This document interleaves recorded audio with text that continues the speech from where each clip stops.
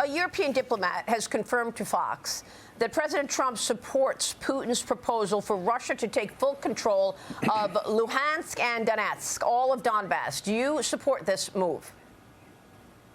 No, first of all, I don't know who told you that, but they don't know what they're talking about. I mean, the president has said that in terms of territories and stuff, these are things that Zelensky's going to have to decide on. These are things that the Ukrainian side is going to have to agree to.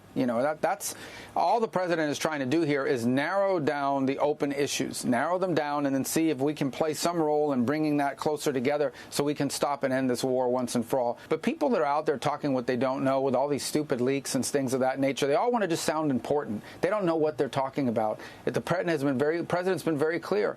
In terms of like what Zelensky's going to agree to, that's up to them to decide. Joining me now is Georgia Congressman Buddy Carter. He's a member of the House Budget and Energy and Commerce Committees. Congressman, good morning. Your reaction to what the Secretary of State told Maria? Well, I would agree with the Secretary of State. You know, all this misinformation that's going around in the press, I don't trust that. The president, you know, look, no one could have gotten these two men to the point that they are now than Donald J. Trump. I mean, he's the chief negotiator. He has done more to negotiate peace in the last 8 months than anyone in the history of the world. That's why I nominated him for a Nobel Peace Prize. It's ultimately going to be up to Putin and Zelenskyy as to what they want to do, whether they want to have peace or not. But getting them to this point is something that only Donald Trump could have done. Well, you know, the other side of this is the sanctions issue and the pressure on Russia. Some would argue that the sanctions against Russia have not been effective because they are still selling oil and LNG net gas, even copper, to China. They're selling it to India, which has been another problem, obviously, for the White House. But listen to what the Secretary of State told Maria.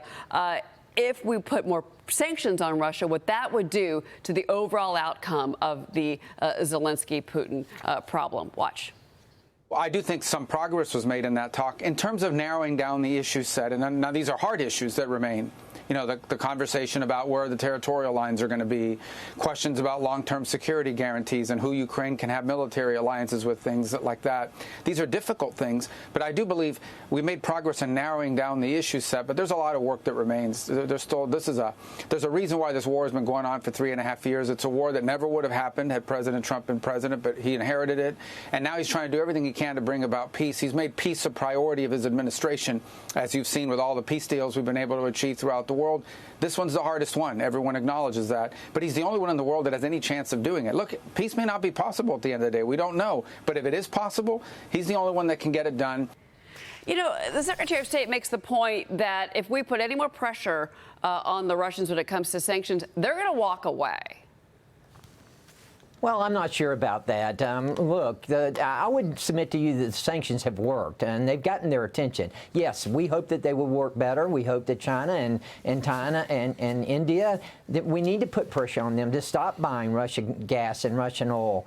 But at the same time, this is the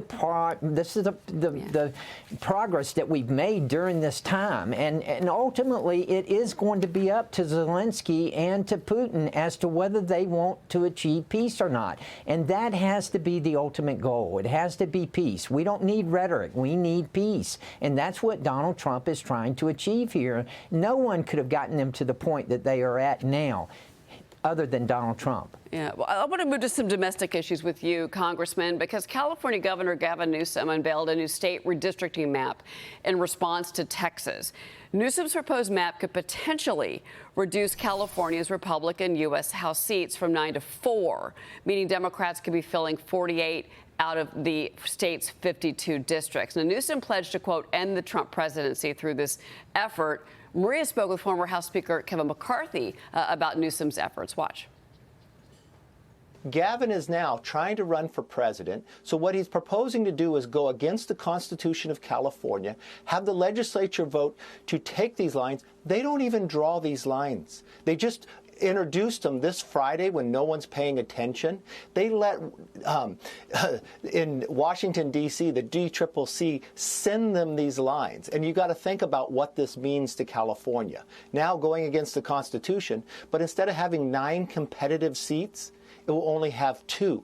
So it's not a 5-seat change. This is a 9-seat change. They take, in counties, they go split counties 116 times, cities 145 times. This independent commission took 35,000 different comments coming in. Even the legislators not even commenting. This is politicians picking the voters, not the voters selecting their elected officials. And Texas Democrats are expected, by the way, to return to the state capitol today. That's 2 weeks after they fled to avoid voting on a new map. Congressman, you know, one of the things that the editorial board of the Journal writes about is the real House Democratic nightmare. Democrats could lose 10 seats in 2030, by 2030, as voters flee blue states. So this may not be the midterm story for next year, but the overall long-term story here, the bigger picture, is that people like Gavin Newsom, they're losing population. And that's the bigger problem for the Democrats. Well, it is the bigger problem, and what's happening in California right now is outright erroneous. They should not be doing this. I could not agree more with Kevin McCarthy. What's happening here is that they are going against their Constitution. Remember, what's happening in Texas and what's happening in California, apples and oranges. Texas has every right because their legislature makes the decisions on redistricting. The voters of California voted for a redistricting commission to make those decisions. But here, Gavin Newsom and his legislature are trying to subvert that and make these redistricting decisions in order to give Democrats and illegal immigrants more power, and that is wrong. Well, Congressman, certainly this fight continues, and with those Democrats going back today to Texas, that's going to be an interesting day at the state legislature down in Austin, Texas. Congressman, thank you very much for being here. It's always great to speak with you. Thank you. All right.